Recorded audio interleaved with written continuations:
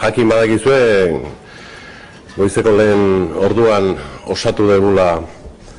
autogobernuaren inguruko ponentzia, ez da aparteko nobedaderik izan, osaketa normala, garbia, bakoitza bere ordezkariak izendatu ditu. Badakizue gure lehen bilera apirilaren 9an izango dula, azkenean goizeko 10etan, da ordurako bakoitzak ekarriko dula bere lan egitasmo proposamena, eta kasuan agerraldiak edo txosten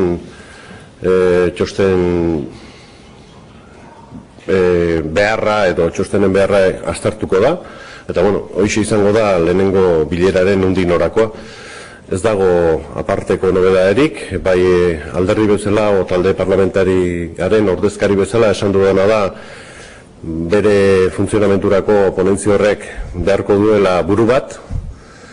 eta buru hori nola zehaztu gelditu bera datorren bilera horretarako, eta baita ere behintzat buru hori zein izan daiteken Eusko Alderdi Jeltzaleen izenean, baita ere izena mahai gainean jarri dut, hain zuzen ere Jone Berriozabalena, eta gelditu gara bilera horretan erabakitzeko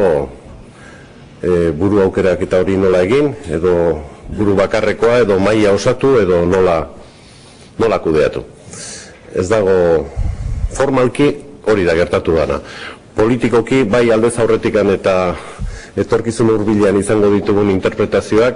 horren testigu izango zarete, baina behintzat formalki hori da gertatu.